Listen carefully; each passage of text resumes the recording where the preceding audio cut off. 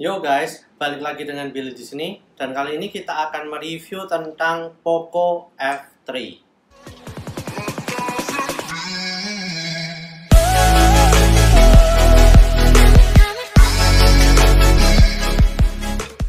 Nah, pada episode kali ini kita akan mereview tentang Poco F3 guys. Ini adalah HP yang sekelas flagship ya, meskipun harganya masih sekitar di kelas mid range. Nah, HP seperti ini cukup populer bagi masyarakat luas karena ini harganya menurut saya sih sangat nggak masuk akal gitu ya. Dari segi hardware-nya semua dan juga kualitasnya, HP ini harusnya nggak dihargai sebesar 5 juta rupiah. Bahkan menurut saya kalau dihargai sampai dengan 6 juta rupiah itu masih sangat masuk akal gitu loh guys. Nah, ingin tahu kan reviewnya gimana? Langsung aja yuk kita lihat spesifikasinya dulu.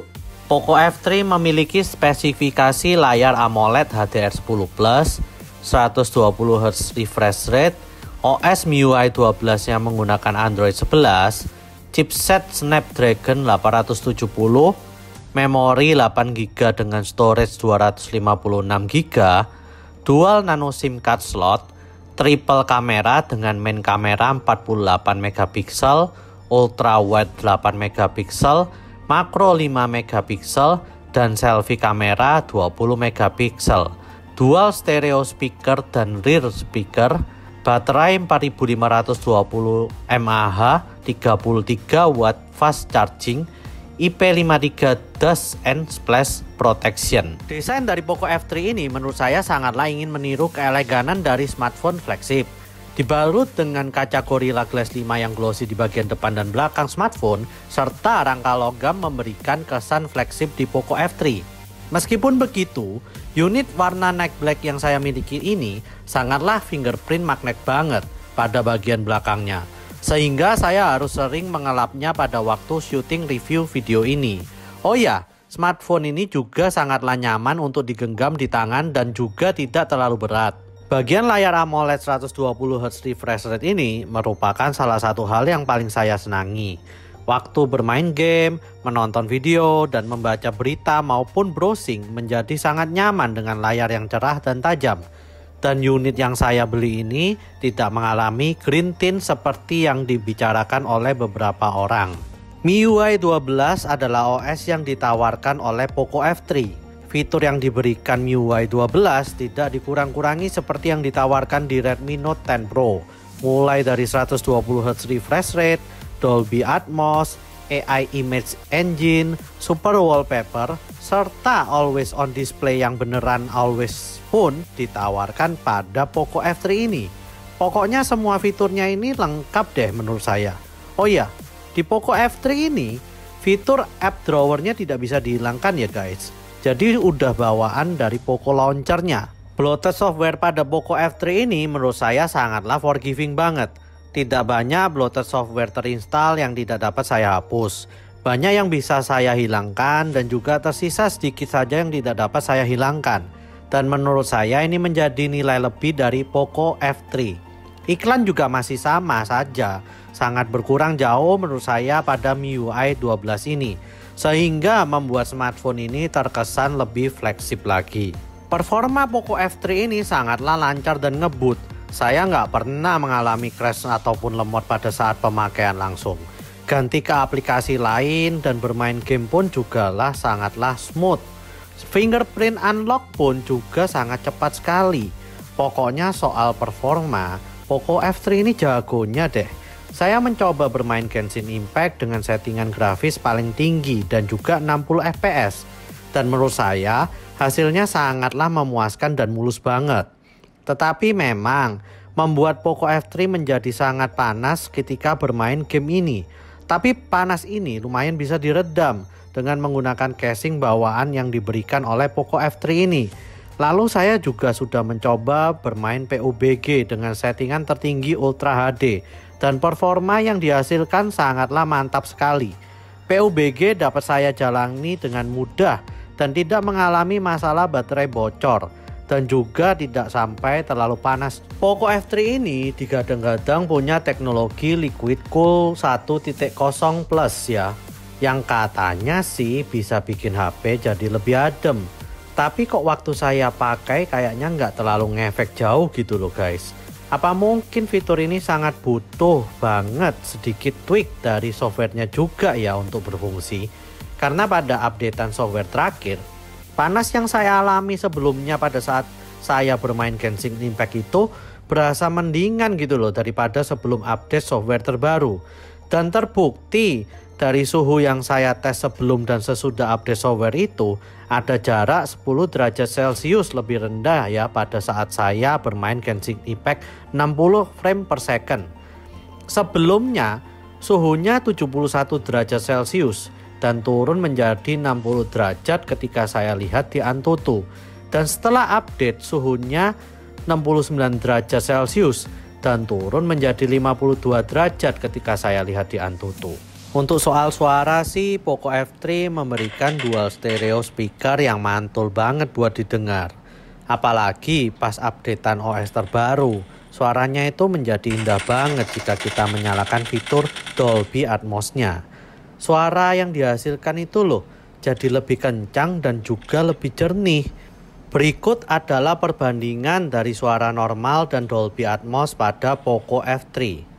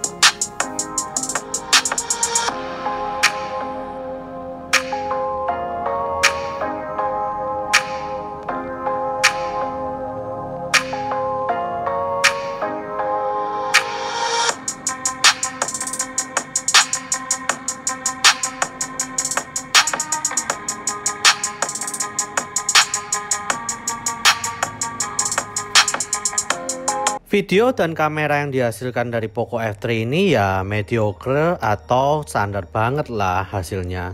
Mungkin ketolong juga karena chipset AI dari Snapdragon 870-nya ya, yang bikin not bad lah hasil foto dan videonya. Meskipun hanya menggunakan AIS atau Electronic Image Stabilization, fitur AIS ini tersedia di seluruh kamera pada Poco F3, sehingga shoot video apapun menjadi lebih stabil. Langsung aja yuk kita lihat hasil dari foto dan video dari Poco F3.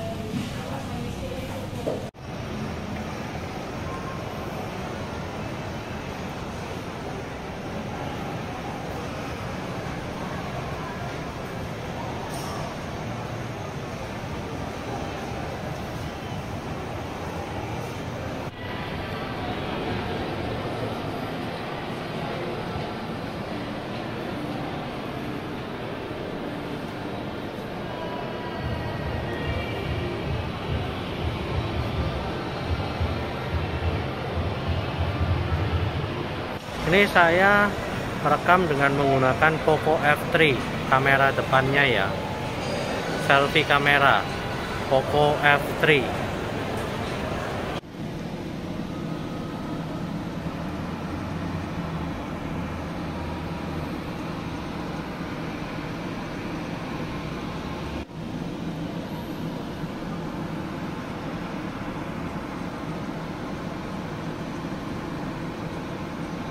Oh iya, ada juga fitur audio zoom yang menggunakan mikrofon di dekat kamera belakangnya ya guys. Ini adalah contoh dari penggunaan fitur audio zoom pada Poco F3. Tes 1 2 3, coba fitur audio zoom. Tes 1 2 3, coba fitur audio zoom. Tes 1 2 3, coba fitur audio zoom. Poco F3 juga berhasil membuli smartphone flagship lainnya karena dia masih mendapatkan adapter charger secara gratis pada paketnya. Untuk masalah baterai, Poco F3 memiliki kapasitas baterai 4520 mAh dan dapat mengisi daya secara cepat 33 watt. Dari hasil tes yang saya dapatkan pada pengisian daya ini, Poco F3 dapat mengisi daya mulai dari 0 sampai 100% hanya dalam waktu 57 menit saja. Satu hal yang saya sangat sayangkan dari unit yang saya miliki adalah Poco F3 menurut saya lumayan boros dalam hal baterainya. Sangat susah untuk saya melewati satu hari tanpa adanya satu kali cas, meskipun saya hanya memakainya untuk kepentingan sehari-hari saja. Oh ya, Poco F3 ini memiliki dual micro SIM card slot ya guys, dan tidak memiliki micro SD card slot sama sekali. Mungkin karena inilah Xiaomi Indonesia berani memberikan storage lebih, yaitu 256 GB untuk tipe tertinggi dari Poco F3 ini.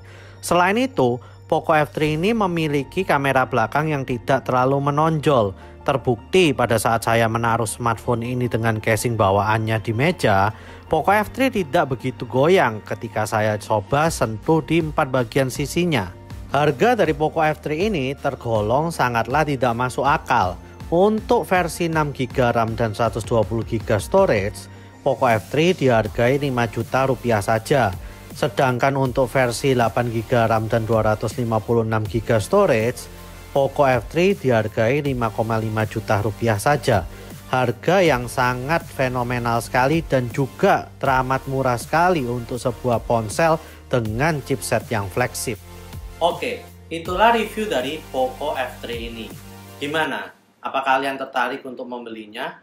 Lalu gimana kesimpulannya menurut saya? Menurut saya, smartphone ini sangatlah worth untuk dibeli. Meskipun ada beberapa kekurangan yang menurut saya ya nggak sampai deal breaker banget gitu loh. Tentunya kekurangan-kekurangan itu juga ada di smartphone flagship pada saat ini ya guys, yang harganya sampai 10-12 jutaan itu pun masih memiliki kekurangan yang ada di Poco F3 ini. Contoh kekurangan dari smartphone flagship itu adalah biasanya kalau nggak smartphone-nya panas, ya juga boros baterainya. Nah, Poco F3 ini juga memiliki keduanya. Saya coba pakai untuk main sedikit, nonton YouTube, terus habis itu juga lihat beberapa berita dari Google News, dan juga untuk browsing-browsing gitu. Lalu juga ada chatting-chattingnya sedikit sih. Itu sudah memakan hampir 70% dari baterai smartphone ini guys. Yang pasti, pakai HP ini sampai lebih dari 1 hari itu kayaknya susah banget gitu loh kalau nggak dicas. Jadi kalau dibandingin sama HP mid-range yang bukan sekelas flagship ya CPU-nya seperti Redmi Note 10 Pro itu kalau Redmi Note 10 Pro itu gampang banget gitu loh. Bahkan kalau mau lebih dari 2 hari itu nggak usah struggling gitu saya pakainya. Saya pakai biasa-biasa aja, biasanya 2 harian masih sisa sekitar 20%-an di Redmi Note 10 Pro. Tapi kalau yang ini, saya nggak tahu kenapa. Pada saat malam hari, saya standby biasa, itu kurangnya bisa sampai 20% dulu sebelum update software. Tapi setelah update software ini, kurangnya ya sekitar 14% lah. Lumayan lah daripada yang sebelumnya gitu. Nah, apakah menurut saya kekurangannya hanya di situ? Iya sih menurut saya. Memang Poco F3 ini kalau dibandingkan dari segi kamera, dia nggak sampai superior banget gitu loh ya. Itu kalau kita bandingkan dengan smartphone flagship ya. Tapi menurut saya, dengan Snapdragon 870, kamera yang biasa ini capture-annya udah lumayan oke gitu. Hasil proses dari AI-nya juga cukup oke lah ya untuk kamera sekelas ini. Tapi kalau kalian mau beli Poco F3 ini demi kameranya saja, itu sangat nggak saya sarankan sih. Yang pasti menurut saya kamera kalau digunakan untuk kegiatan sehari-hari maupun low light pada malam hari, itu nggak sampai deal breaker banget untuk sampai nggak beli gitu guys. Lalu apa yang saya senangi dari Poco F3 ini? Banyak banget sih, terutama layarnya. Layarnya ini menurut saya sangat bagus banget. Banyak yang ngomel ya, kalau mereka terkena masalah green tint di layarnya ini. Tapi di unit saya nggak mengalami. Makanya saya sangat memuji banget layar dari Poco F3 ini guys. Main game, nonton, baca komik, baca berita pun sangatlah nyaman banget gitu loh menggunakan layar yang ada di Poco F3 ini. Lalu settingan di displaynya juga banyak dan bisa kita setting macem-macem. Pokoknya layarnya top banget menurut saya untuk HP sekelas 5 jutaan ya. Nah yang kedua adalah soundnya. Soundnya setelah updatean terakhir dari softwarenya, mereka menyematkan Dolby Atmos juga untuk Poco F3 ini guys. Dan menurut saya soundnya jika pakai Dolby Atmos dan tidak itu sangatlah berbeda jauh. Kalau kita nyalakan Dolby Atmos-nya, soundnya sangatlah mantap sekali untuk didengar. Dan yang terakhir tentu saja Snapdragon 870-nya ya. Meskipun saya tadi ngomong panas dan juga battery drain-nya lumayan, tapi untuk sekelas smartphone mid-range seperti ini dengan kualitas flagship, Snapdragon 870 itu sangatlah wow banget guys. Mau main game apapun bisa. Mau ngerjain aplikasi apapun bisa juga sih smartphone Poco F3 ini. Jadi kalau kalian mau budget smartphone dengan kualitas flagship, ini sudah nggak ada tandingannya sih guys. Poco F3 ini udah langsung auto belilah intinya. Nah, itu saja menurut saya kesimpulan dari review Poco F3 yang saya miliki ini. Ini tentu saja saya review berdasarkan 2 minggu pemakaian Poco F3 ini ya guys. Dan tentu saja unit Poco F3 yang saya beli ini tidak disponsori dari siapa-siapa. Jadi saya mereviewnya secara jujur dan tidak ada sangkut paut dari pihak lain ya guys. Kemungkinan besar unit yang kalian terima juga ada bedanya sedikit dengan performa dari unit yang saya terima. Nah, jika kalian memiliki masalah atau kebaikan lain dari Poco F3 ini, kalian bisa langsung diskusikan pada bawah video ini ya. Langsung komen aja guys, nggak usah malu-malu. Nanti kita diskusi bareng-bareng, oke? Oke, mungkin itu dulu ya video kita kali ini. Like dan subscribe jika kalian suka. Komen jika kalian ingin berdiskusi. See you guys di video selanjutnya. 5 jutaan dapat Snapdragon 870. Moga-moga banyak merek lain yang bisa nyaingin harganya smartphone ini sih.